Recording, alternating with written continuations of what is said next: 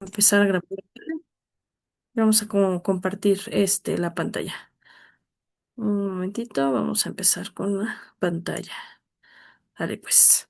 Pues ahorita ya estamos pasando en el módulo 2, chicos.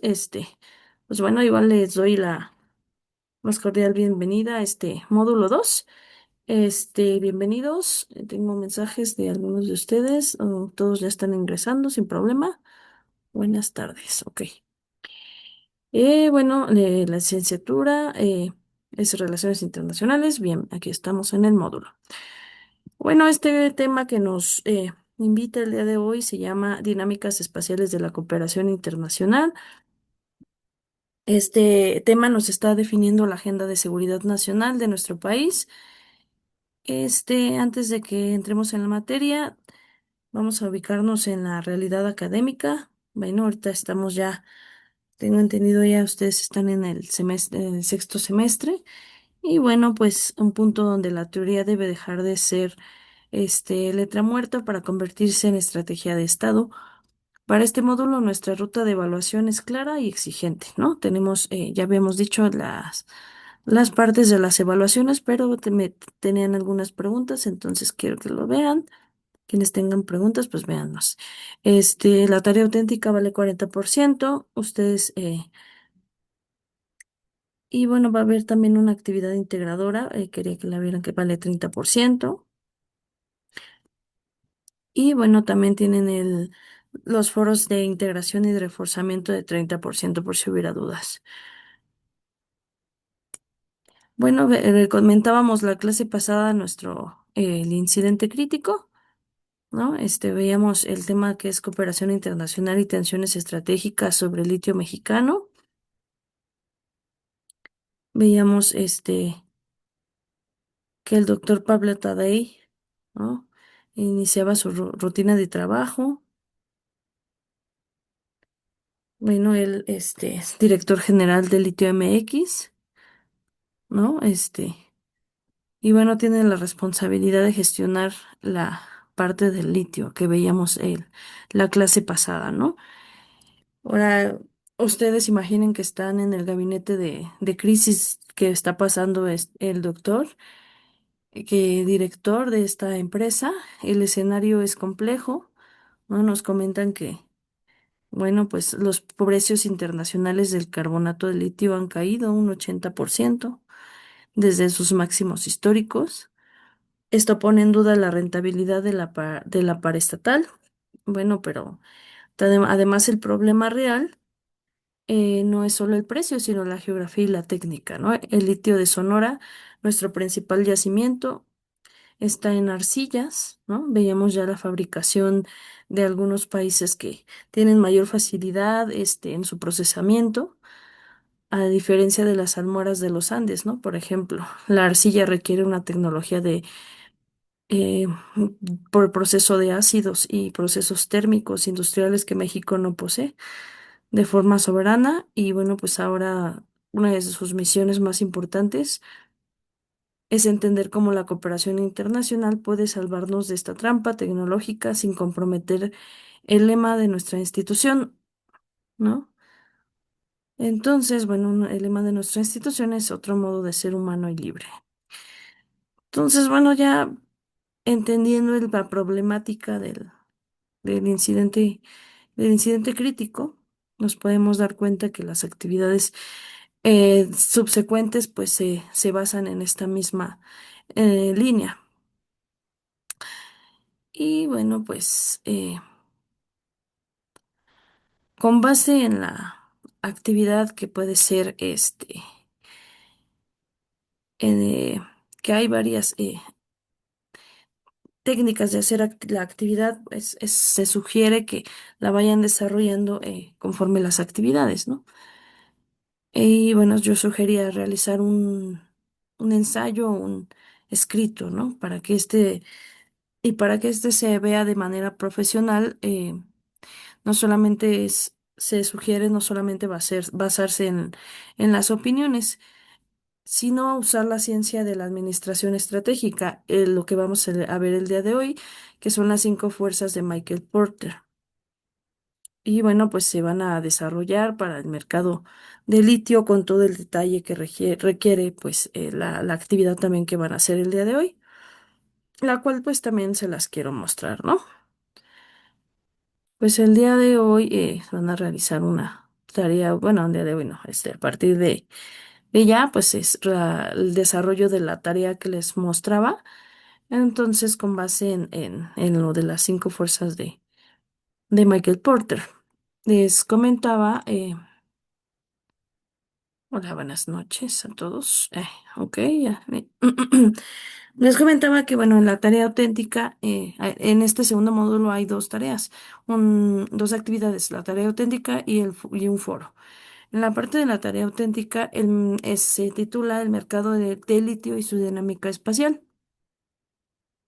Nos dicen las indicaciones, lee con detenimiento todo el material de este módulo, mira los videos recomendados para la actividad, realiza una investigación de mercado de litio en el mundo siguiendo las cinco fuerzas de Michael Porter, redacta un informe ejecutivo dirigido a la Dirección General de Litio MX.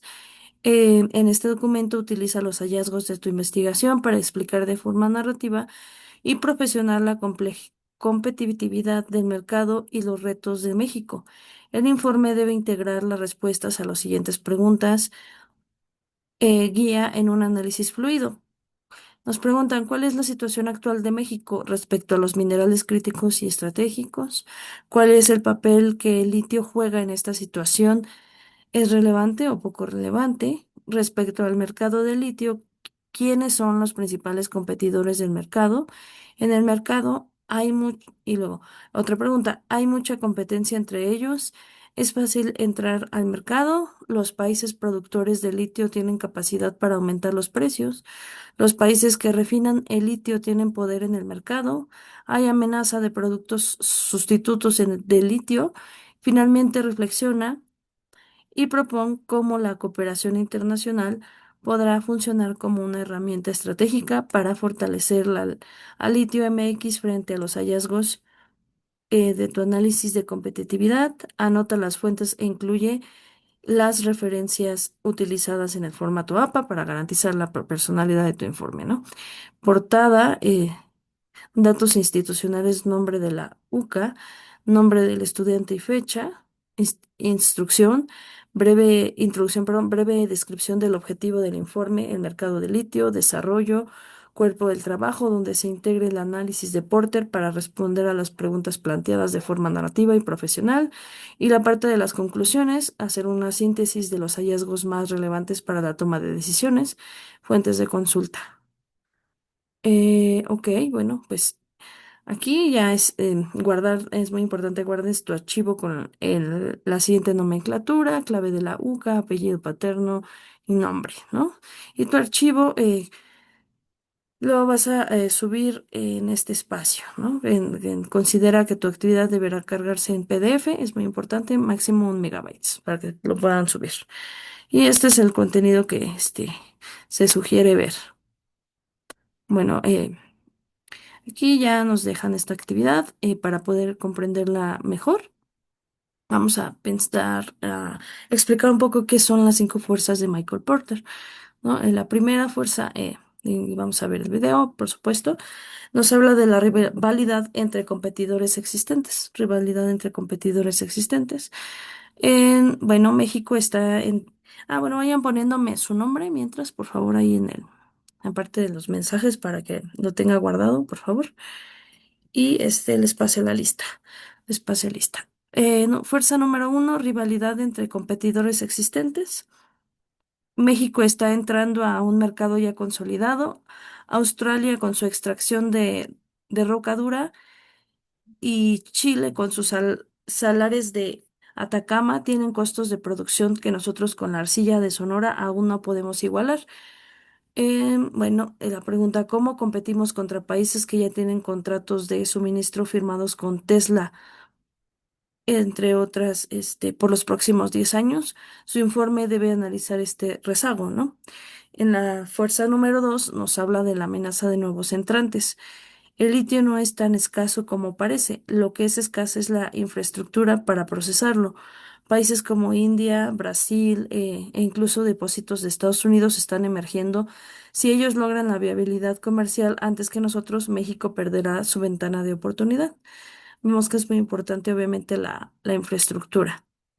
El número tres es la fuerza número tres por poder de negociación de los proveedores. Aquí está el punto medular para el doctor Tadei.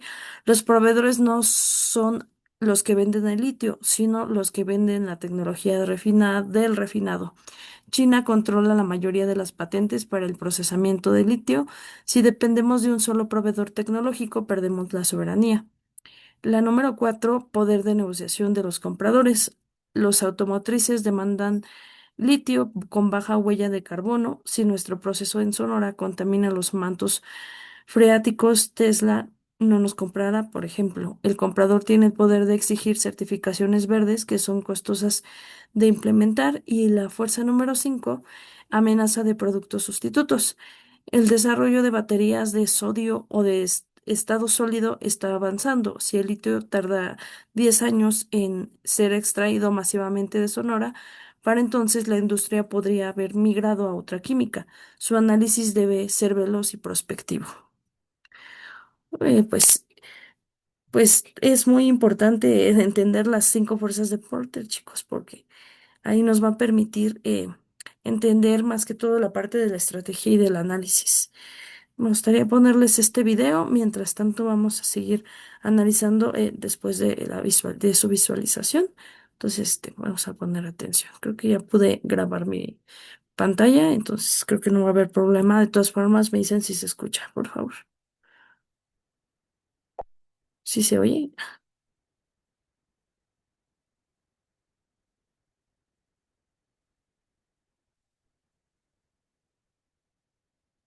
No. Ok. Vamos a ver qué pasa.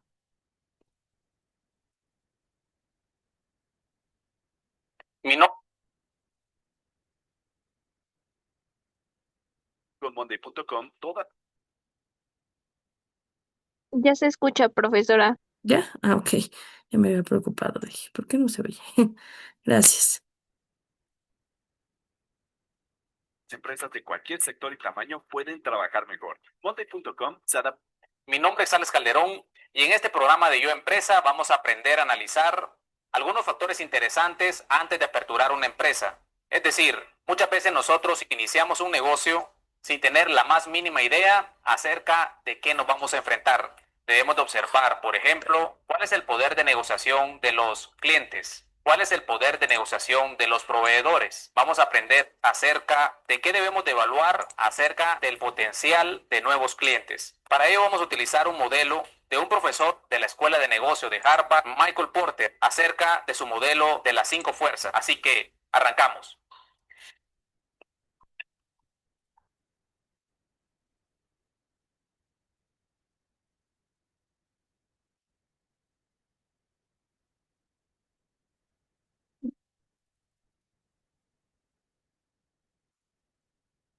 Bien, el modelo de Michael Porter ofrece el análisis de 5 fuerzas y podemos observarla acá.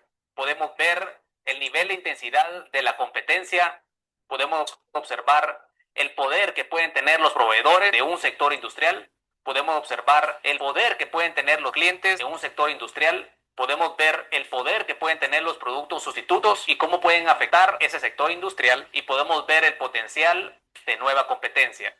Así que vamos a analizar cada uno de ellos y vamos a ver el primero, el nivel de intensidad de la competencia. Cuando hablamos del nivel de intensidad de la competencia, nos referimos a que debemos de observar cuánta competencia existe en un sector industrial. ¿Qué es un sector industrial? Pues es un grupo de empresas que producen o venden productos sustitutos entre sí. Debemos de ver cuánta cantidad de competencia nos vamos a enfrentar. Es decir, qué competencia alta o baja puede observarse para ver qué posibilidad tenemos de éxito en el mercado. Debemos de observar además cuál es el nivel de crecimiento del sector industrial o el nivel de crecimiento del mercado. Si tenemos probabilidad de poder aprovechar un pedazo del pastel. de esa participación de mercado para mi empresa. Si el sector industrial es lento, definitivamente que va a ser más difícil poder enfrentar a la competencia, pues va a haber una lucha mucho más intensa. Debo de observar además si los productos que vende la competencia son estandarizados. Significa que sean poco diferenciados. Y cuando la competencia se basa en productos estandarizados, la competencia se va a basar únicamente en una guerra de precios. Y como empresa, a mí no me conviene poder enfrentarme la guerra de precios ante una competencia mayor que puede manejar mejores economías de escala. Entonces, debemos observar los aspectos en esta fuerza para entender el nivel de intensidad de la competencia, y es una de las 5 fuerzas que Michael Porter nos ofrece. Cuando analizamos la intensidad de la competencia, analizamos la competencia actual.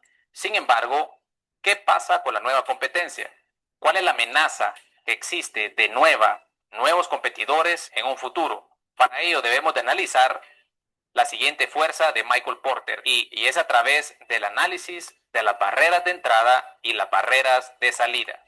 En cuanto a las barreras de entrada, existe una serie de factores que debemos de analizar, factores que protejan el sector industrial. La primera, el capital. Cuando nosotros aperturamos una empresa, nosotros decimos, ¿cuánto capital necesito para aperturar esta empresa?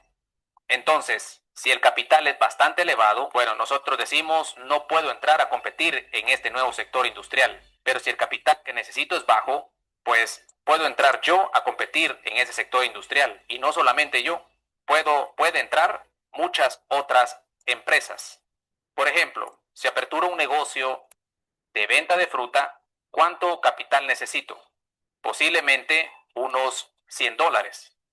Entonces, yo puedo decir que fácil es poder entrar en ese sector industrial, pero como es fácil para mí, también va a ser fácil para otros. Entonces, las barreras de entrada son débiles, pero si es una empresa donde el capital que necesito es de $100,000, de $500,000, pues no cualquiera va a poder entrar a competir en ese sector industrial. Por lo tanto, podemos decir que las barreras de entrada... ¿Tienes una idea millonaria para una app? Son fuertes. ¿Qué me conviene? Me conviene barreras de entrada fuerte para evitar que en un futuro venga nueva competencia. ¿Qué otros factores podemos analizar para decir que existe una barrera de entrada fuerte? Pues el nivel de diferenciación del producto. Es decir, ¿qué tanto necesito yo poder diferenciarme para poder competir con la otra competencia? En este caso, cuando los productos son bien diferenciados o posicionados en el mercado, pues definitivamente que va a permitir ser una barrera de entrada. No es lo mismo que yo venga con mi marca desconocida a enfrentarme a una marca conocida, ya posicionada en el mercado. En eso me hace más difícil poder abarcar más mercado. Entonces sería una segunda barrera. Otra barrera que podemos analizar son las economías de escala. Si yo entro en un sector industrial y actualmente existe en ese sector industrial competencia cuyos volúmenes de producción son bastante altos, sabré que sus costos de operaciones van a ser bajos. Eso le permitirá a ellos poder vender a un precio también bajo, y en el cual yo no voy a poder competir con ellos. Entonces, las economías de escala se vuelven en una barrera de entrada. ¿Qué otros aspectos puedo analizar en cuanto a la barrera de entrada? La curva de aprendizaje. ¿Qué tan difícil es aprender la operación de ese tipo de mercado?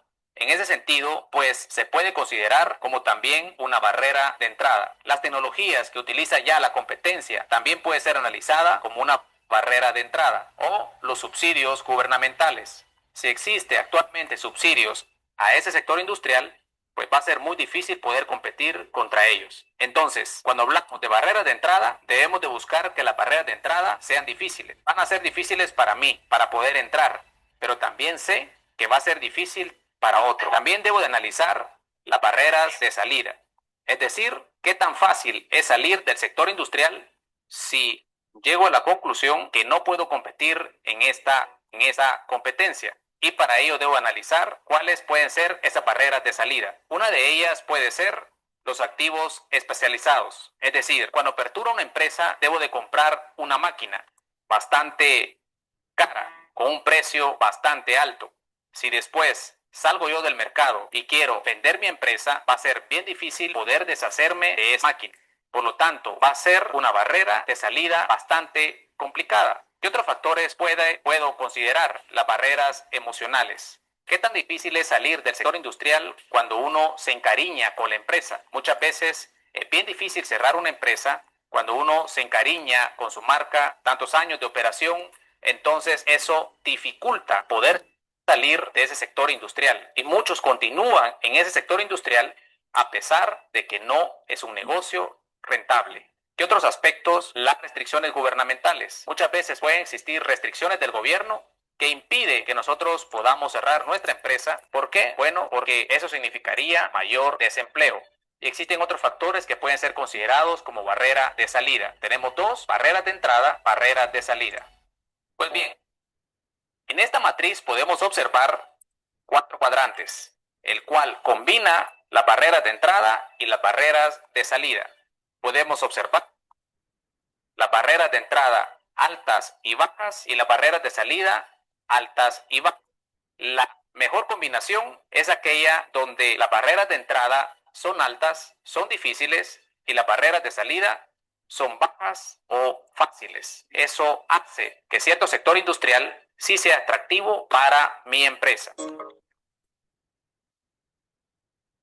La tercera fuerza que nos ofrece Michael Porter, que podemos analizar, el poder de negociación de los clientes. Es decir, qué tanto poder tienen ellos para presionar sobre mi empresa o sobre el sector industrial hacia la baja de precios. Para ello debo identificar algunos factores. Número 1, ¿qué tan concentrados están sus clientes en su área geográfica? Ya que eso les permite reunirse, organizarse y presionar hacia la baja de precios. Número 2, ¿qué tan informados están los clientes acerca del sector industrial, acerca de los precios, acerca del producto, acerca de la competencia? Que incluso actualmente con el poder de la internet podemos decir realmente que eso le da poder a los clientes, pues ellos pueden comparar ahora como no lo podían hacer hace 10 años. Además, debo analizar el sector industrial. Si es un sector donde los productos son estandarizados, eso le da más poder al cliente. ¿Por qué?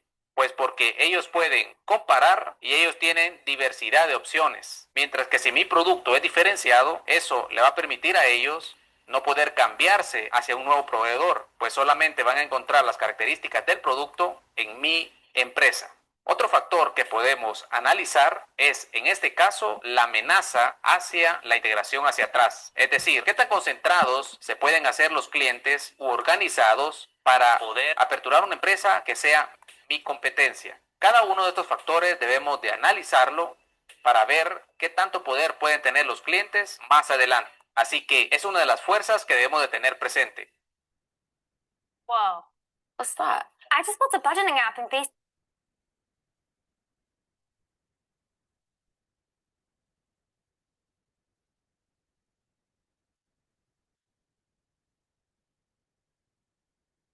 Pero en el sector industrial también existen los proveedores y estos pueden ejercer un poder hacia el alza de precios. Es decir, que a través de la presión que ellos pueden ejercer, tu empresa, mi empresa, va a estar obligado a pagar un precio más alto por el producto final que estemos comprando o por los insumos o materias primas que utilicemos en el proceso de producción. Así que, ¿qué es lo que le da poder a un proveedor? En primer lugar, si son pocos, es decir, si la cantidad de proveedores en un sector industrial es bastante pequeña, pues ellos van a poder organizarse y poder ejercer una presión hacia el precio a la alza.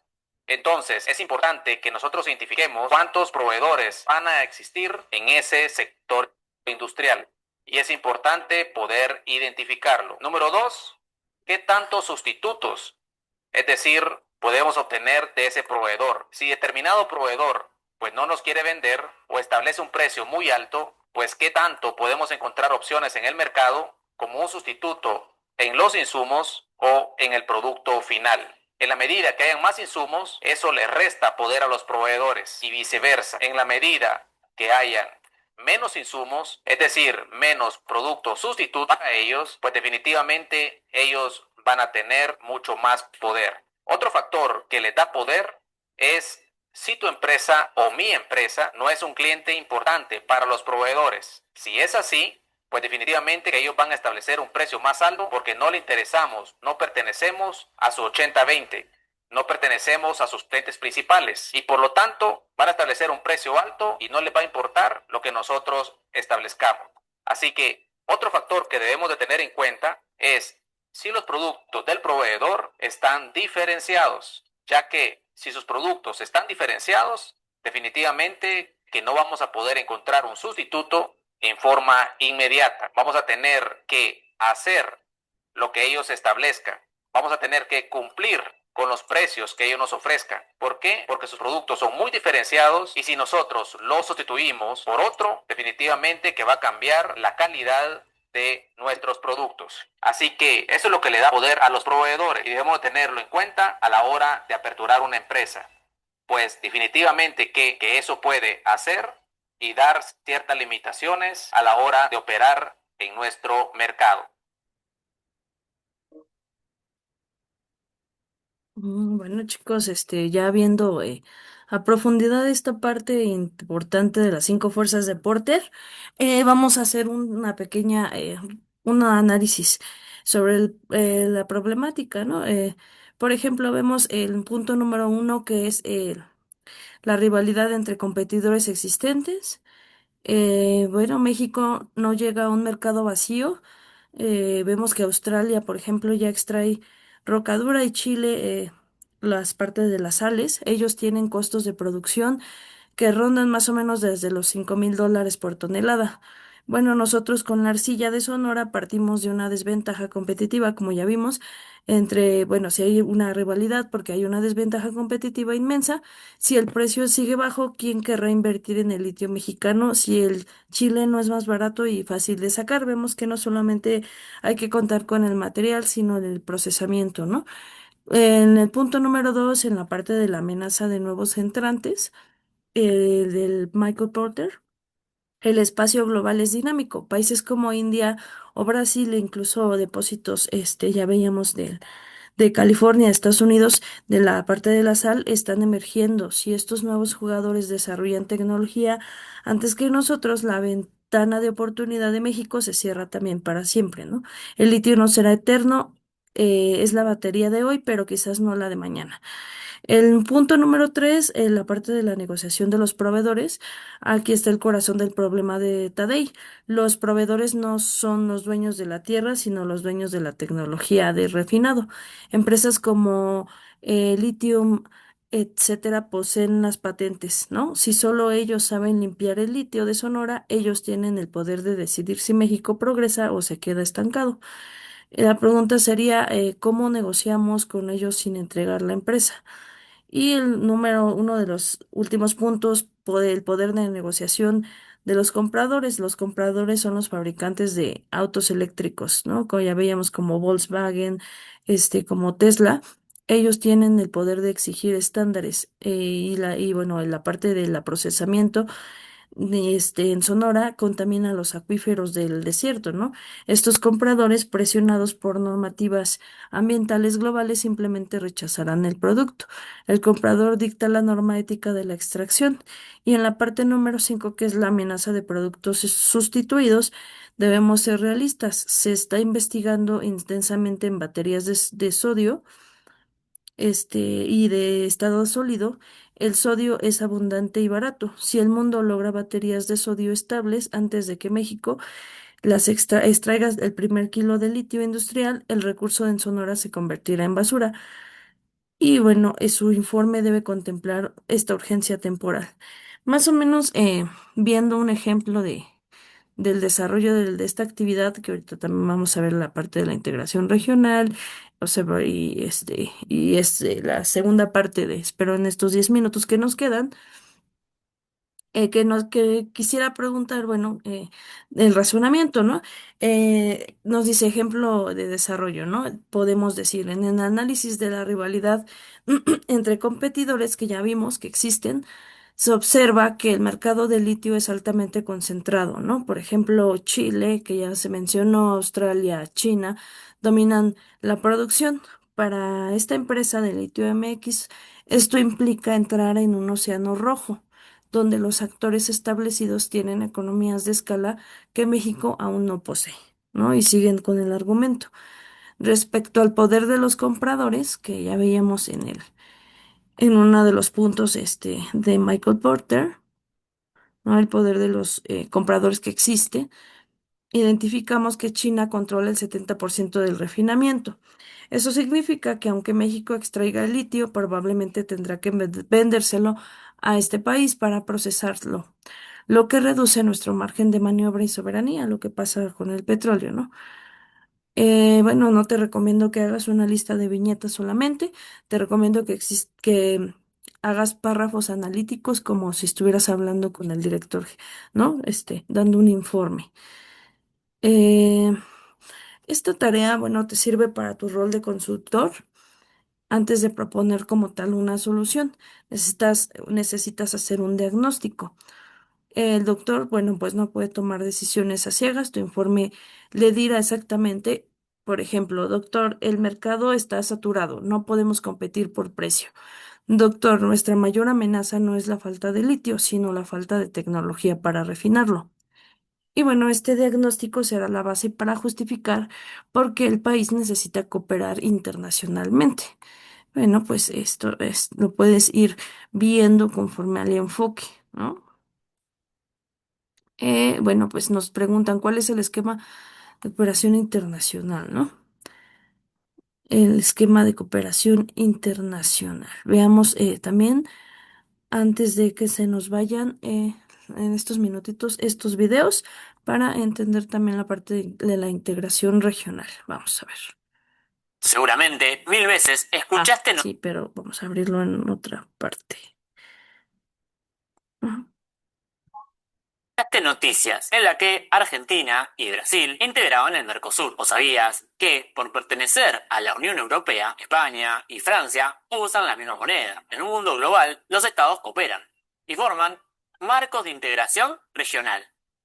Hola a todos y todas, bienvenidas y bienvenidos a un nuevo video del canal. Hoy descubriremos y explicaremos los marcos de integración regional. Pero antes te voy a pedir que te suscribas al canal y que hagas clic en la campanita. Y también que nos dejes algún comentario. Haciendo esto nos ayudas a poder seguir mejorando el contenido. Vamos a llamar integración regional a un proceso en el cual varios estados vecinos deciden colaborar entre sí. Y lo hacen a nivel político, social y económico. Y también el cultural. Para ello, promueven la cooperación, creando instituciones para poder tomar decisiones de manera conjunta y así resolver diferentes conflictos. Es por eso que existen diferentes factores que van a permitir que los estados se relacionen entre sí. Factores geográficos basados en la proximidad física entre los países que se agrupan. Factores económicos para complementarse, ayudarse y crecer económicamente. Factores políticos buscando la estabilidad política y sistemas de gobierno que sean compatibles, combatiendo además la corrupción, culturales, compartiendo las identidades culturales, lingüísticas y religiosas de cada estado, factores históricos, recuperando el pasado reciente, las historias compartidas y las experiencias comunes.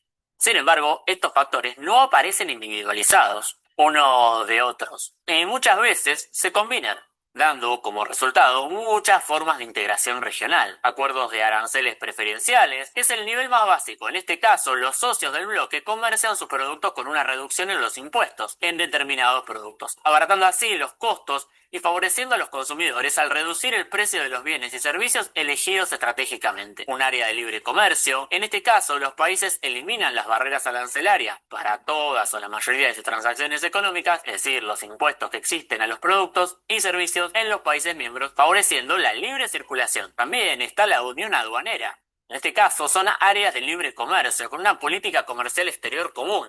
Esto significa que si un país que no pertenece a la Unión decide venderles, dicho producto tendrá un impuesto en todos los países que formen este bloque. También está el caso del mercado común.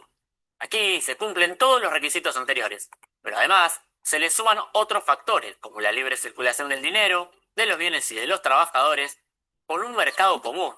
Las empresas no tienen restricciones para instalarse en los países del bloque. Unión económica llamamos al máximo nivel de integración, ya que incorporará todas las anteriores, el mercado común, el área de libre comercio, etc., pero además incluye tres cuestiones básicas: el uso de una moneda común, la unificación de las leyes laborales y políticas migratorias comunes. Las uniones económicas tienen tanto tamaño que agregan otras instituciones gigantes como bancos, tribunales de justicia o parlamentos. Para entender mejor el contexto y la realidad, veamos algunos ejemplos de integración regional. ALADI, la Asociación Latinoamericana de Integración, entre otras cosas, busca acuerdos de aranceles preferenciales para fortalecer los lazos comerciales y económicos entre Argentina, Uruguay, Brasil, Chile, Bolivia, Perú, Paraguay, Ecuador, Colombia, Venezuela, Panamá, Cuba y México, acordando impuestos sobre productos claves para el comercio entre ellos. El Tratado de Libre Comercio de América del Norte, también conocido como NAFTA en inglés, es un acuerdo comercial entre Estados Unidos, Canadá y México. Es un ejemplo de área de libre comercio, lo que implica la eliminación de las barreras arancelarias para la mayoría de los productos entre los países miembros. La Unión Aduanera de la África Meridional, conocida como SACU, incluye a Sudáfrica, Botsuana, Lesoto, Namibia, Suazilandia, que también es conocido como Eswatini. Es una unión aduanera entre estos países, lo que significa que se eliminan los aranceles entre ellos y aplican un arancel externo común a los bienes importados desde fuera de la Unión. El Mercosur es un ejemplo de mercado común.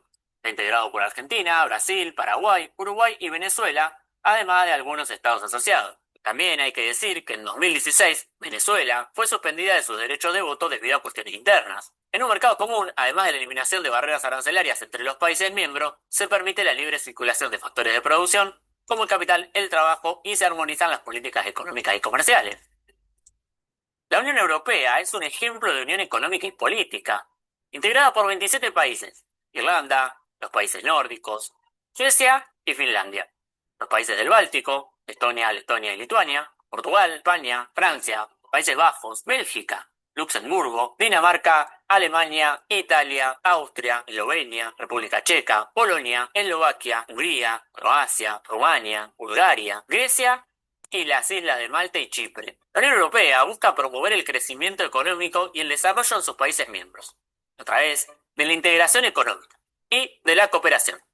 El euro es la moneda oficial de 19 de los 27 países miembros de la Unión Europea, que conforman lo que se conoce como la eurozona. En conclusión, los estados buscan cooperar con otros estados y así lograr mayor desarrollo regional, político y económico. Y de esta manera enfrentar los problemas que puedan surgir de la globalización en todos sus aspectos. Posee ventajas como aumentar el comercio internacional, favoreciendo el intercambio de bienes y servicios, buscar el desarrollo económico, la estabilidad política y la mejora de las infraestructuras, así como la movilidad del capital y las personas y obviamente la resolución pacífica de los conflictos internacionales. Sin embargo, esto no siempre sucede y todavía presenta diferentes dificultades y desafíos para superar. Por ejemplo, las distintas desigualdades económicas que hay entre los países miembros en una misma organización. Inclusive en muchos casos, como en el del NAFTA, por ejemplo, algunos estados miembros tienen más poder que otros, o se benefician más. En algunos casos, la integración regional conduce a una pérdida de la soberanía, ya que muchas veces estas organizaciones supranacionales deciden sobre los intereses de la población local. Otra grave problemática que enfrenta la integración regional tiene que ver con las migraciones. En este caso, se suelen generar tensiones entre los estados y muchas veces estas tensiones significan la expulsión o la ida del bloque, como el Reino Unido con el Brexit. Hasta acá llegó el video de hoy, espero que les haya gustado y que hayan aprendido un poco más sobre la integración regional y la importancia de integrarse para competir en el mundo capitalista actual. No olviden de suscribirse al canal, hacer clic en la campanita y dejarme algún comentario. Recuerden que de esta manera me ayudan a seguir creando contenido. No se olviden que allá afuera hay un mundo por descubrir. Ok, chicos, ahorita nos volvemos a ver. Tengo menos de un minuto, así es que me vuelvo a conectar. Ahorita vemos el foro.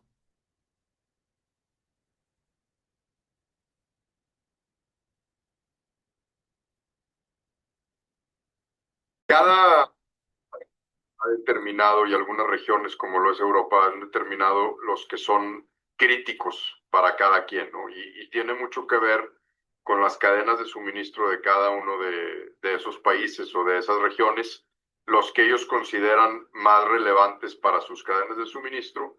Y por otro lado, también existen aquellos que se consideran los estratégicos, que son los que tienen un poco más que ver con la transición energética, ¿no? Entonces, para México, pues aquellos que son críticos, pues son aquellos que nosotros no producimos, sin embargo, son aquellos que requerimos en nuestras cadenas de suministro, ¿no?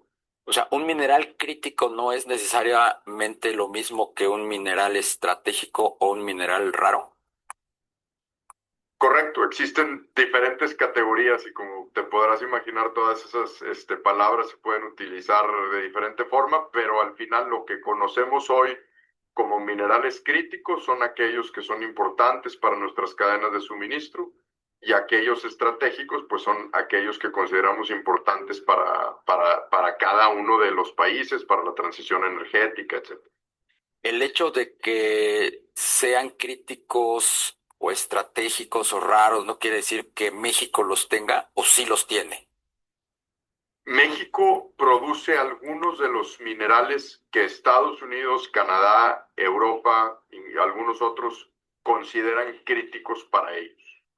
Entonces, entre ellos podemos poner como ejemplo el zinc, la plata, el manganeso, el cobre, la varita, la florita. Entonces, existen diferentes minerales que México produce que para otras naciones son críticos porque México los produce en abundancia y otros países no tienen acceso suficiente a ellos. Y así como eso, para nosotros, pues también existe el caso del aluminio, en donde en México no contamos con bauxita, que es el mineral más conocido para producir aluminio, y en México nunca se ha encontrado ese mineral. Entonces, ese es el tipo de discusión que hay que tener alrededor de estos acuerdos, tratando de entender dónde tenemos como país nuestras fuerzas y dónde tenemos aquellas áreas de oportunidad. Por eso es que se vuelven importantes estos acuerdos. Y justamente, ¿dónde tiene México sus fuerzas? ¿Dónde tiene áreas de oportunidad en esta pues nueva narrativa respecto de estos minerales? Pues te comentaba ahorita algunos, ¿no? México es una importante productor de varita, de plata, de oro, de florita, de manganeso, todos esos que son considerados críticos para otros y quizás el área de oportunidad más grande que tiene México hoy respecto al uso que nosotros hacemos de minerales se encuentra en el aluminio, que no hemos encontrado depósitos de bauxita en México. Hacia adelante cada día más van a ser relevantes aquellos a los que te has referido como minerales raros, que pudieran ser las tierras raras, que es un subsegmento de minerales muy específico que sirven para producir, entre otras cosas, imanes para los electrónicos. Y esos hoy en México la producción es mínima y habría que dedicarle mucho más recurso a la exploración y el desarrollo de esas cadenas de suministro si quisiéramos desarrollar esa industria en México. Porque no sabemos lo que tenemos, o sí sabemos lo que tenemos en ese sentido. México es abundante y muy rico en minerales. En el pasado decíamos que alrededor del 70% del territorio nacional aún es susceptible a tener importantes descubrimientos de minerales y eso todavía sigue siendo el caso. México todavía tiene el potencial de seguir siendo explorado para tener más minerales y para poder encontrar depósitos de clase mundial. Estas inversiones de 43 mil millones de dólares para los próximos 6 años o más, ¿contemplan la exploración, por ejemplo, de estos minerales? Mira, en esas inversiones lo que consideramos son los proyectos que existen hoy en cartera, en portafolio, para los cuales requerimos que se lleven a cabo, que se logren los permisos que están alrededor de ellos, para que esas inversiones se puedan llevar a cabo. Algunos de ellos han venido avanzando en su permisología, algunos de ellos ya han logrado autorizaciones de que empezamos el sexenio el día de hoy, y de lo que depende adicional son proyectos nuevos. Hoy no tenemos en cartera proyectos nuevos de tierras raras, sí así de minerales críticos de muchos de ellos. ¿Qué nos puedes decir del litio, que es también un mineral pues muy valioso, muy pues importante para lo que viene en materia de nuevas tecnologías y que el gobierno pues ya lo ha considerado a tal grado de que quisiera monopolizar su extracción y producción? Pues mira, el litio, no te voy a decir cosas muy diferentes a las que seguramente ya habrán escuchado en la mañanera. México hoy tiene varios depósitos minerales de litio. Todos los que conocemos hoy en México están encapsulados en arcillas. Por lo tanto, su extracción económica es retadora. Yo no tengo duda de que durante los siguientes años, conforme siga avanzando la ciencia y el desarrollo tecnológico y la investigación, vamos a llegar a una solución tecnológica que sí nos lleve a que esos depósitos sean económicos. Pero el día de hoy no tenemos en México depósitos económicos. Eso diferente a lo que se pudiera extraer de las almueras del petróleo, que ese es otro departamento que no tiene mucho que ver con minería, digamos así.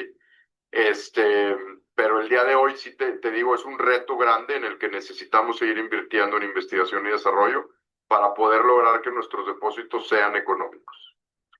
Pedro Rivero, presidente de la Cámara Minera. Ok, bueno, estamos analizando la problemática y vamos a la parte del foro para avanzar un poquito más, ¿no? Bueno, el foro, en la actividad, ¿no? Lee el contenido, con base en lo leído, responde la pregunta. Les decía hace rato que había una pregunta detonadora y nos dice, ¿no? Nos preguntan, ¿cuál es el esquema de cooperación internacional? ¿Cuál es el esquema de cooperación internacional norte-sur, sur-sur o triangular? ¿Qué propones para que México logre la extracción y comercialización de litio en las mejores condiciones posibles? Te dice que argumentes tu respuesta con fuentes de información confiables en formato APA 7. Lee y retroalimenta por lo menos a 2 de tus compañeros. Ok. Bueno, aquí ya está, la tarea. Y bueno, igual los criterios de evaluación, revísenlo: participación, comprensión, argumentación y comunicación escrita. ¿Qué debes hacer en el foro? Bueno, te sugiero, bueno, no se trata solo de el análisis, sino de evaluar pros y contras de cada modelo para el caso de litio MX, ¿no? Opción A, por ejemplo, norte-sur. Ejemplo, México, Estados Unidos, Canadá. El pro sería la tecnología avanzada, capital. El contra, bueno, posible pérdida de soberanía, condiciones asimétricas. Una parte del ejemplo que sería del sur-sur, tenemos México, Bolivia, Chile, ¿no? Una parte importante del PRO sería, si está grabando, sí. Solidaridad, agenda común, compartir experiencias. Una parte de los contras serían menos recursos financieros, tecnología limitada. La parte triangular, por ejemplo, sería Alemania, México y Bolivia. El pro sería combinar lo mejor de ambos mundos, contra complejidad de negociación, ¿no? Veíamos ahí. Entonces, pues es cuestión de que analicen y vean bien cuál es la diferencia entre sobre todo la pregunta, y poner los pros y los contras, ¿no? Como el ejemplo que ya les acabo de dar. Y ahorita, bueno, regresamos al tema. Vamos a irnos al contenido nuclear, que es el de este segundo módulo. Tenemos nuestro segundo contenido, el cual no lo veo, pero aquí está. Aquí está nuestro contenido nuclear. No está aquí, está aquí. Si no está aquí, ahorita lo abro en otra parte. Aquí está. Contenido nuclear, módulo 2. Compartir. Si lo ven, si lo ven. Este contenido nuclear se titula Dinámicas espaciales de la cooperación internacional, ¿no? En este módulo, bueno, qué se analiza principalmente? Se profundiza en la parte del espacio geográfico, el cual impacta la cooperación, lo que es la parte de la distancia, el clima, la ubicación, los recursos que definen quién coopera y con quién, ¿no? Los temas aquí que se desarrollan principalmente son la parte del regionalismo, la globalización, el globalismo, la cooperación norte-norte que veíamos ahorita, la cooperación sur-sur y la cooperación norte-sur y triangular, ¿no? Realmente, ¿a qué nos estamos refiriendo con estos términos? La parte del regionalismo nos obliga a decir la definición. Se refiere a acuerdos, arreglos institucionales entre países pertenecientes a una misma zona geográfica, por eso se llama regionalismo, ¿no? Una misma zona geográfica emerge de la dinámica interna de los países, de sus intereses, se incrementan los vínculos de cooperación entre países vecinos, nos dice Francisco Rojas, ¿no? Y bueno, también nos dice, ¿no? Hay una pregunta, nos dicen, la cercanía facilita el comercio y la seguridad. Eh, Más bien, nos confirman, la cercanía facilita el comercio y la seguridad, pero también comparte riesgos. Para esta empresa, nos preguntamos, nos deberíamos preguntar, ¿deberíamos priorizar a nuestros vecinos del norte, Temec, o a nuestros vecinos culturales del sur? Bueno, pues me gustaría ponerles video del regionalismo, pero nos gana el tiempo, entonces ahorita a ver si se les puedo compartir un video. Este, bueno, ahorita si no les recomiendo uno. Por ejemplo, busquen un video que se llame regionalismos y bueno, ahí les va a explicar, ¿no? Por ejemplo, la parte de los intereses compartidos regionalismo, que les comento, ¿no? Esta parte de los intereses compartidos que, bueno, que evolucionan a una integración y ver aquí la parte importante es entender la distancia, si la distancia geográfica con el triángulo de litio de Sudamérica es un obstáculo insalvable para México o si la identidad regional latinoamericana es suficiente para cooperar. Entonces busquen el video regionalismo de Daniel Romero para entender un poquito este de qué estamos hablando. Bueno, ahorita vamos a avanzar a la parte de la región a la integración. Regresando aquí, vamos a la parte aquí, de la región a la integración.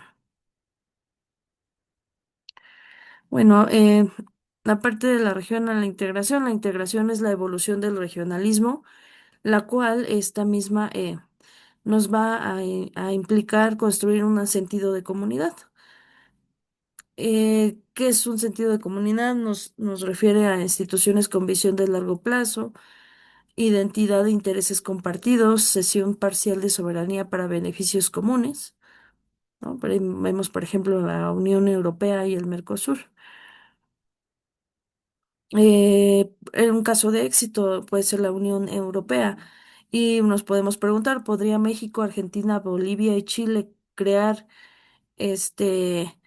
pues por ejemplo, la parte de la Organización de Países Exportadores del Petróleo, ¿no? Vemos una OPEP de litio, en este caso. Eso requeriría pasar de la simple cooperación a una integración profunda de políticas mineras, claro. Un poquito de la parte del globalismo, para ser más mm,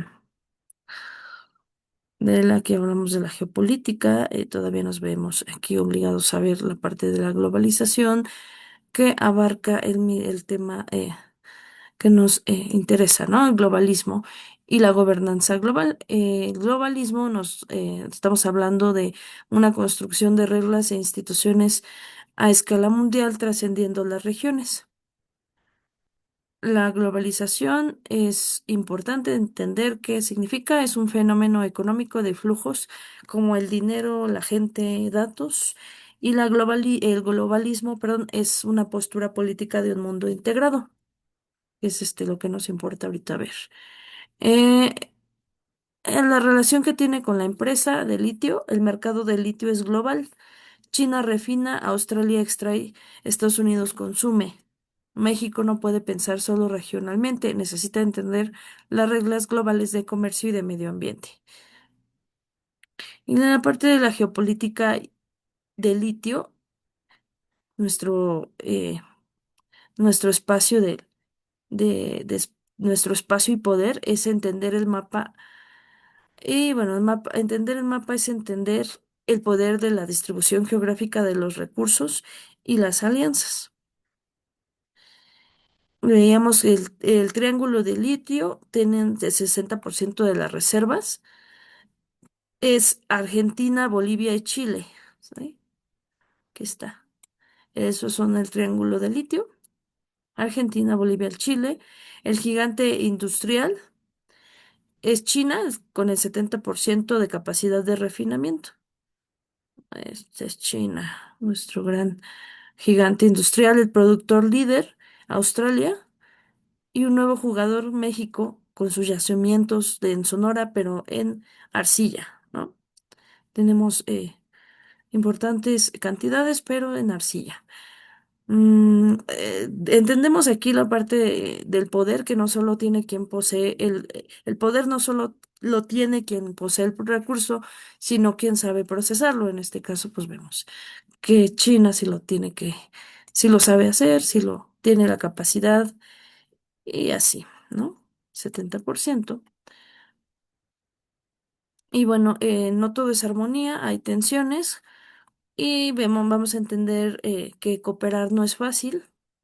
Existen asimetrías que generan conflicto, hay desigualdades, países ricos contra pobres, diferente capacidad tecnológica y financiera, evidentemente, la diferencia.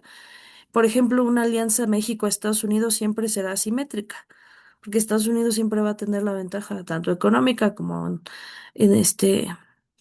de económica, de infraestructura, diferencia en los enfoques, prioridades distintas. Por ejemplo, un país puede priorizar ganancias rápidas y otro el cuidado ambiental. Cada quien tiene un diferente esquema, ¿no? De cooperación. Implementación, diferentes capacidades para ejecutar y medir resultados. Medición de las acciones acordadas. Y bueno, en este punto de nuestra relación dos, de cooperación norte con norte, esta parte es esquemas entre países desarrollados, norte-norte, arriba, cooperación entre países de alta capacidad. Tenemos las alianzas estratégicas en tecnología y seguridad principalmente, esto, y orientada a desafíos complejos y bienes públicos globales. Desde aquí nos conviene ver la historia de la Unión Europea para entender un poco la parte de la cooperación en este sentido. Bueno, aquí, sí, en la Unión Europea, lo vi en el video. La Unión Europea, la elección para nuestro país la Unión Europea nació de la necesidad de seguridad y gestión de recursos como el carbón y el acero, entre enemigos históricos. Esta parte demuestra que la cooperación puede transformar la competencia en una alianza estratégica. La parte del sur-sur siempre va a ser el dominio, ¿no? Conferencia de Bandung. Se originó principalmente en la década de 1955 y fue respuesta del sur global al dominio del norte. ¿Cuáles son las características clave de este punto? Solidaridad entre países en desarrollo, sin injerencias políticas ni condicionales, horizontalidad, socios no donantes receptores y fortalecimiento de capacidades locales. Y aquí también hay que ver este videíto. Y América Latina es el líder en esta modalidad. Potencial de la cooperación sur-sur. Nuestra parte de la cooperación sur-sur. Sí. Potencial de la cooperación sur-sur. Y bueno, pues esa es la cuestión. Experiencias exitosas. Bueno, hay que preguntarnos en la parte del incidente crítico, ¿podría México liderar un bloque con Bolivia, Chile y Argentina? Compartir experiencias sobre la nacionalización del recurso y negociar precios en bloque frente a China y Estados Unidos sería una estratégica clásica de esta parte de la cooperación sur-sur. Riesgos, pues hay menores recursos financieros, mayor riesgo de incumplimiento por inestabilidad política. Y la cooperación norte-sur, nos habla de intercambios tradicionales entre países desarrollados, perdón, donantes y en desarrollo receptores, ¿no? Nuevamente, intercambios tradicionales entre países desarrollados, que son los donantes, y en desarrollo los que reciben, ¿no? ¿Y cuáles son los problemas más importantes y críticas? Genera dependencia, verticalidad, suele venir con condicionalidades políticas o económicas. A menudo se usa para asegurar el suministro de materias primas al norte. Para la empresa Litio MX, aceptar ayuda tecnológica de Estados Unidos podría implicar condiciones sobre a quién podemos venderle litio después. Y bueno, vemos ya la parte del cierre, pero la alternativa cooperación triangular. Pues, la cooperación triangular, un modelo innovador que involucra a tres actores. Vemos a el proveedor tradicional, que es el norte, aporta financiamiento, tecnología avanzada. El número dos, que es el socio pivote, el sur emergente, aporta experiencia técnica adaptada al contexto, por ejemplo, México, Brasil. Y el socio beneficiario, que es el sur, recibe el apoyo. Ejemplo para el litio MX, Alemania, que aporta tecnología, Chile la experiencia en el litio y México el desarrollo de la industria. Esa combinación podría reducir la dependencia directa de una sola potencia. Bueno, pues las cinco fuerzas de Porter, pues ya vimos el video, ¿no? Michael Porter identifica cinco presiones competitivas, no es solo competencia, es poder de negociación. Si los clientes, fabricantes, por ejemplo, los fabricantes de autos tienen mucho poder, bajarán sus precios. Si hay productos sustitutos como las baterías de sodio, tu litio vale menos. Y bueno, pues, ¿cuál es la diferencia de la parte de la crítica y la estratégica, ¿no? La parte crítica es importante económicamente, hay un mayor riesgo de suministro, que es la industria, y la estrategia es vital para la seguridad y la soberanía nacional, que es la parte del Estado. Bueno, críticos. Estamos hablando es de los minerales críticos y estratégicos. ¿Qué es el mineral crítico? Veíamos la parte del económico y mayor riesgo de suministro, y la parte del mineral estratégico es vital para la seguridad y la soberanía nacional, ¿no? Entender esto implica por qué México nacionalizó el litio, lo elevó a categoría estratégica. O sea, son varios videos que tienen que ver también para entender, obviamente, cómo se está funcionando la parte de los minerales. De una u de otra manera, pues México necesita, obviamente, la parte industrial, el cual no posee. El problema es multidimensional. Decíamos que el litio no es solo economía, atraviesa diversas esferas. El número uno es la parte del Medio Oriente. En el caso del Sahara Occidental, la disputa por los fosfatos muestra cómo los recursos perpetúan el neocolonialismo y frenan la autodeterminación de los pueblos. Es un espejo para evitar que pase lo mismo con el litio en Latinoamérica. La punto número dos, el comercio internacional.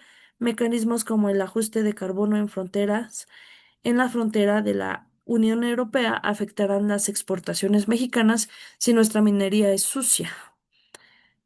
Y el desarrollo sustentable. En la parte multidimensional, la paradoja de la minería verde. Extraer litio consume agua masiva en zonas áridas. ¿Sacrificamos ecosistemas locales para salvar el clima global? Y la parte de los derechos humanos, la maldición de los recursos. El caso del cobalto en el Congo, ¿no? Riqueza mineral que convive con extrema pobreza y trabajo infantil. Quienes están beneficiando, los países del norte, ¿no? Patrimonio cultural, muchos yacimientos están en territorios indígenas. El desarrollo no puede atropellar los derechos culturales y ancestrales. Y bueno, pues algo que nos podemos preguntar sería cómo la competencia por minerales reconfigura el orden geopolítico del siglo actual, qué dilemas enfrenta México entre soberanía y necesidad de capital, o alguna otra. ¿Es posible una minería justa que respete los derechos humanos? Vamos a ver un poco de contenido para entender lo que acabamos de explicar. Vamos a ver nuestro un video de la cooperación del sur-sur, un poquito antes. Un poquito antes. La integración regional. Globalismo, a ver, déjenme ver cuáles que les puedo poner ahorita como que con más urgencia. Esta, historia de la Unión, no, de la Unión Europea, pues sí, la historia de la Unión Europea para entender un poquito la parte del norte. ¿Les parece bien?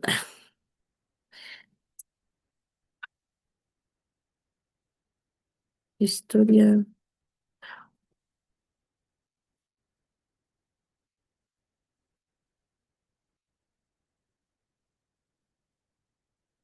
a ver, un corto. 13:10. Vamos a ver este. If you understand English but can't speak, this is for you. Hola, nosotros somos Susi y Jorge. En este video hablaremos Sí. de la asociación económica y política más grande del mundo. Sí, la Unión Europea. Aprenderemos cómo pasó de esto a esto. Todo se remonta al tiempo en que las naciones europeas se recuperaban de la Segunda Guerra Mundial. Justo cuando se vivía un ambiente de incertidumbre, Robert Schuman, ministro francés de Asuntos Exteriores, pronunció la declaración que lleva su nombre, en la que proponía formar un grupo selecto de países para realizar actividades comerciales con preferencias arancelarias, con dos insumos vitales en ese tiempo, el carbón y el acero. Esta importante declaración se emitió el 9 de mayo de 1950.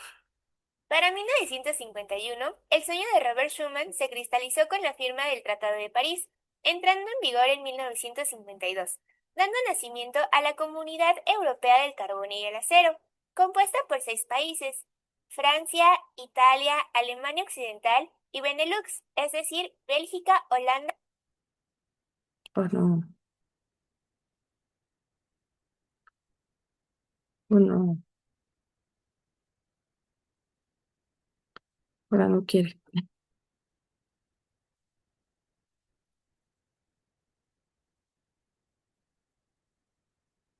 A la Comunidad Europea del Carbón y el Acero, compuesta por 6 países: Francia, Italia, Alemania Occidental y Benelux, es decir, Bélgica, Holanda.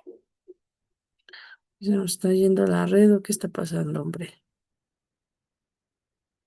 Bueno, entendemos, bueno, la historia de la Unión Europea, principalmente el por qué se trata de una cooperación norte-norte. Aquí ahí vimos alianzas estratégicas orientadas al desafío de desafíos complejos y bienes públicos. Ah, ya me callo, perdón. En 1957 se firmó el Tratado de Roma, cuyo objetivo era liberar mercancías, es decir, comercializarlas con preferencias arancelarias. Fue necesario entonces cambiar de SECA a Comunidad Económica Europea, entrando en vigor en 1958. En 1973 se anexan Irlanda, Dinamarca y el Reino Unido, siendo así Europa de los 9. En 1981, Grecia se anexa y decide hacer Europa de los 10.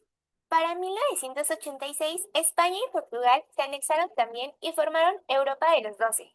En 1990, Alemania Occidental y Oriental resuelven sus diferencias y entran a la Comunidad Económica Europea como Alemania unificada, continuando como Europa de los 12.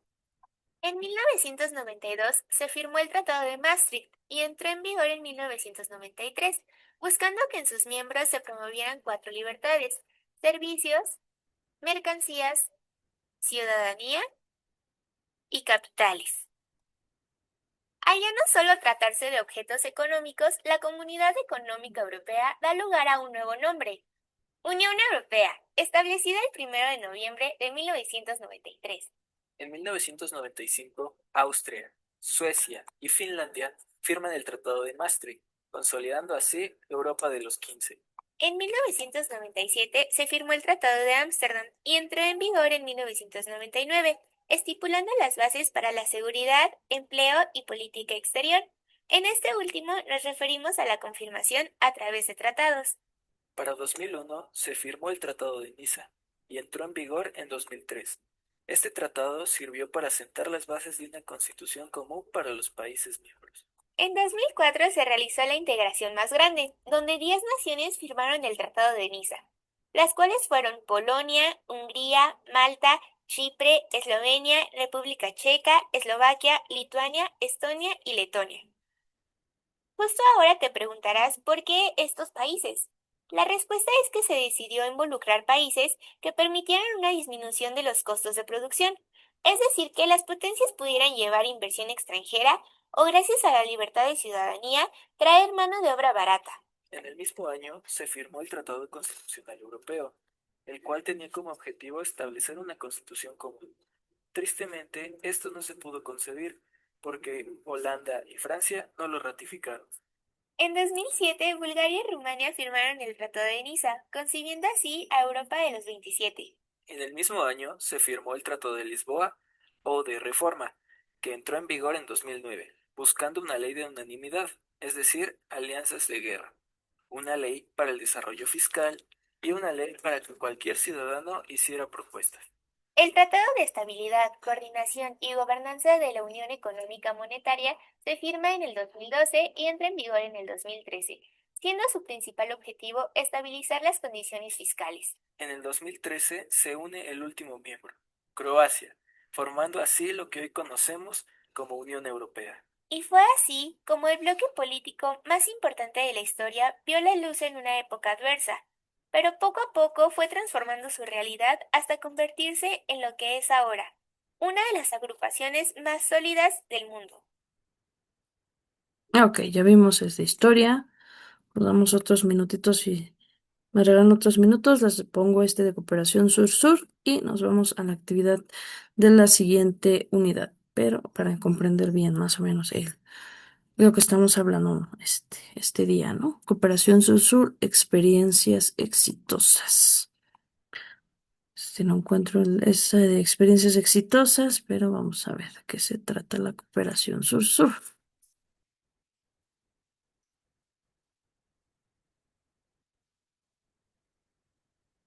El establecimiento de un orden mundial después de la Segunda Guerra dividió al mundo en dos formas de concebirlo. Muchos países se encontraban en la disyuntiva de apoyar al uno o al otro lado de la balanza. Una reacción a esta situación se produjo cuando 29 países africanos y asiáticos se reúnen en la conferencia de Bandung, Indonesia, en 1955, donde se impulsa un movimiento de reivindicación basado en la cooperación mutua y la construcción de una voz propia, diferenciada de los dos lados establecidos, en lo que se había denominado la Guerra Fría. Más adelante, en la Conferencia Mundial sobre la Cooperación Técnica entre Países en Desarrollo, convocada por las Naciones Unidas en 1978, se formuló el Plan de Acción de Buenos Aires, donde se trazaron los lineamientos generales de cooperación técnica para Latinoamérica y el Caribe, lo que llamamos cooperación sur-sur. Los países del sur intercambian experiencias exitosas en su gestión pública. Esta modalidad para cooperar tiene resultados palpables de forma inmediata y con menor inversión de recursos financieros. Compartir entre países que tienen realidades parecidas y se respetan las necesidades de cada lugar, por lo que se logran resultados palpables. En el preámbulo de la Constitución de la República del Ecuador dice: decidimos construir un país democrático, comprometido con la integración latinoamericana, la paz, la solidaridad con todos los pueblos de la tierra. Y se afirma la decisión ecuatoriana de adherir a la integración y a esta modalidad de cooperación con el objetivo 12 del Plan Nacional para el Buen Vivir, consolidar una gestión soberana de la cooperación internacional, en consonancia con la transformación de la matriz productiva y el fortalecimiento de la cooperación sur-sur. La cooperación sur-sur es una nueva visión de la cooperación internacional surgida desde la solidaridad y afinidad de los pueblos y los países del sur, para compartir conocimientos y experiencias en un marco de colaboración y respeto a la soberanía de los pueblos. Algunos de los principios que guían este tipo de cooperación son el intercambio ético, la horizontalidad, el respeto, la solidaridad, donde intercambio ético es un nuevo paradigma de cooperación enmarcado en el intercambio justo, aprendizaje mutuo, equitativo y no condicionado, ya no desde las limitaciones y carencias, sino desde las riquezas que tenemos como seres humanos. Horizontalidad, porque se establece en una relación entre iguales, donde los países son socios. Esto significa que más allá de las diferencias entre ellos, la colaboración se establece de manera voluntaria y sin que ninguna de las partes ligue su participación al establecimiento de condiciones. Respeto, porque está diseñada para complementar los planes y prioridades de cada país según sus propias necesidades en lugar de imponerse. Respeto a la soberanía de los pueblos y a la no injerencia en asuntos internos de los países. Solidaridad, porque la motivación principal de esta acción es lograr el mejoramiento de la calidad de vida de las personas habitantes de cada país, y no para beneficios e intereses individuales o externos. No queremos ser más desarrollados para ser potencias. Ok. Y vamos otro ejemplo. Ya vimos el de norte-sur, es el clásico de Estados Unidos y México, ¿no? Que somos dependientes. Alternativa de cooperación triangular. Vamos a ver de qué se trata y nos vamos de actividad 3. Cooperación triangular.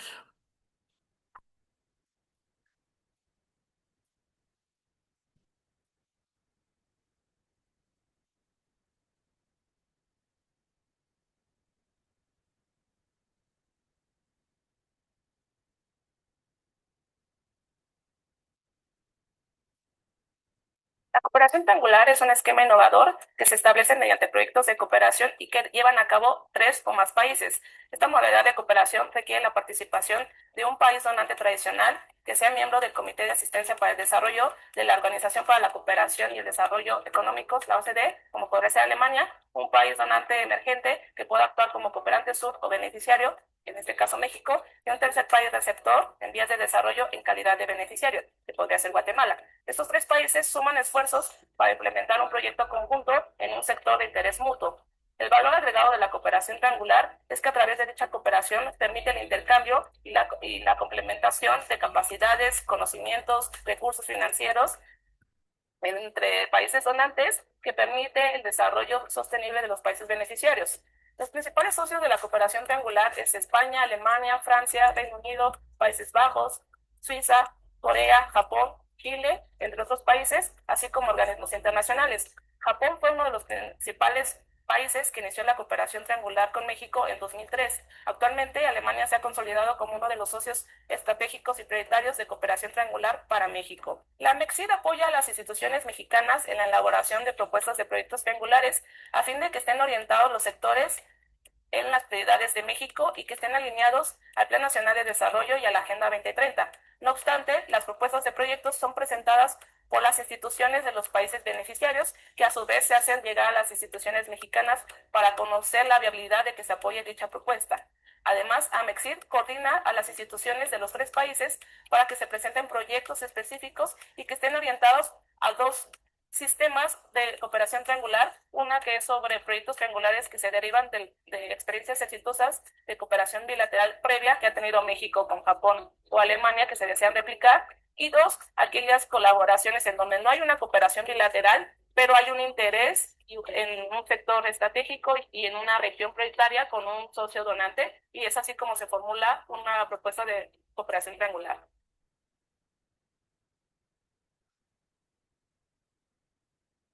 Ok. Bueno, vamos a ver. Eso es lo que van a hacer en sus actividades, analizar, entender más, reforzar más el incidente, la parte del contenido nuclear, perdón. Bueno, compartiendo un poquito la presentación con ustedes, estaba yo analizando un poquito. Ay, chicos, se va muy rápido el tiempo. Quiero analizar con ustedes tantas cosas, pero ya nos estamos yendo. Este, Les agradezco a los que están conectándose nuevamente. Para demostrarles la próxima actividad del módulo 3. Ahorita obviamente van a desarrollar el módulo 2, pero para que vayan viendo qué van a ver en el siguiente módulo y entendamos la secuencia, ¿no? Igual va a haber una tarea auténtica, y va a haber un foro de reforzamiento de aquí hasta el cuarto módulo, ¿no? Bueno, Vamos a ver. En el próximo, se nos va muy rápido el tiempo, en la tarea auténtica, se menciona, obviamente, el nombre de la unidad es aproximación de los asuntos internacionales, ya analizando la estrategia, lo que ustedes vayan a analizar en el número 2, nos llama y nos dice qué teorías han desarrollado las relaciones internacionales. Si no está equivocada la actividad, vamos a ver. A ver, dice, revisa detenidamente el contenido del módulo 3 y lee y el siguiente artículo, teorización y disciplinaridad en el contexto del debate de las relaciones internacionales, entendamos. Elaborar un documento en Word máximo 3 hojas de extensión, incluyendo la portada, en el que elabores una teoría propia que desde tu punto de vista pueda explicar el incidente crítico de la asignatura. No, perdónenme chicos, todavía no me actualizan el número 3. Con razón estoy aquí viendo, digo, ya lo vimos. Les pido una disculpa, todavía no está actualizado. Entonces, bueno, en cuanto me lo actualicen, pues ya.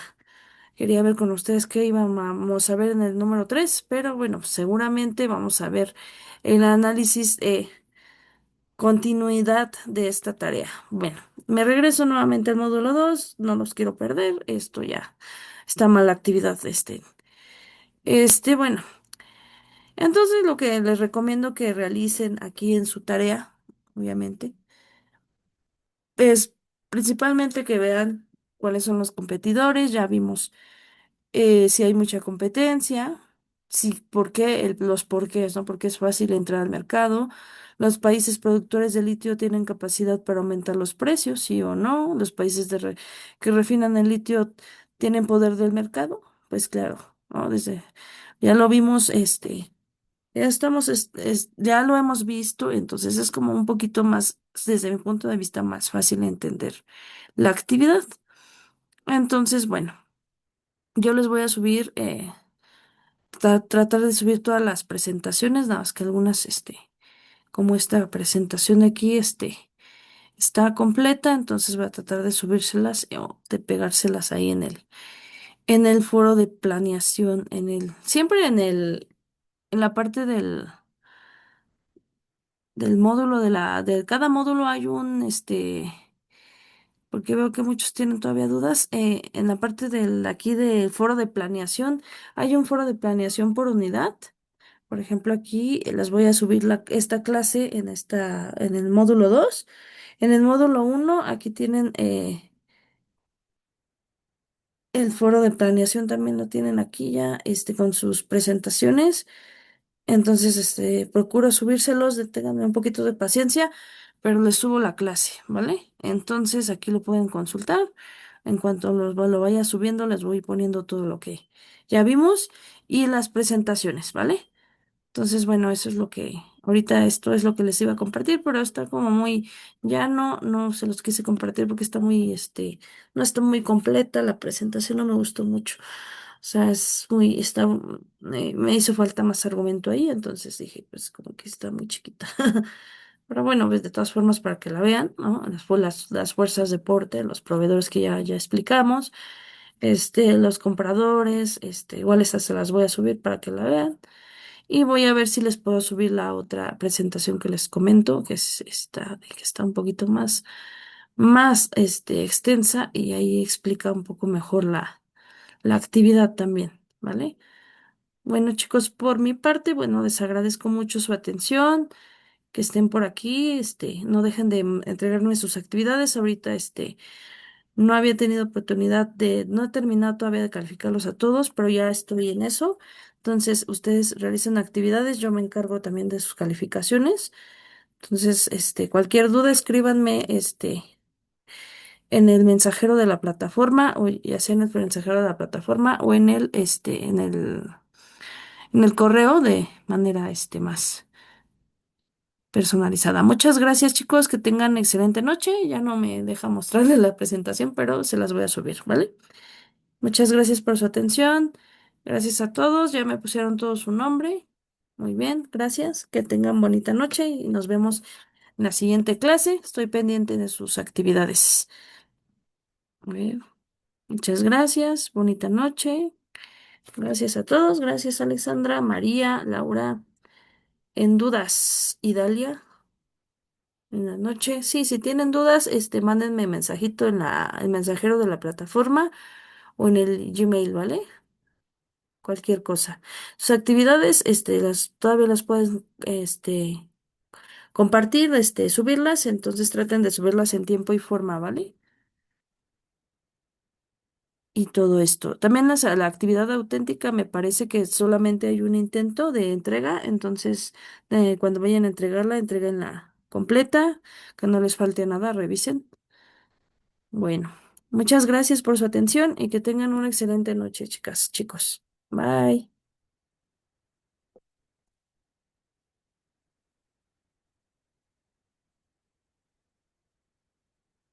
Dale.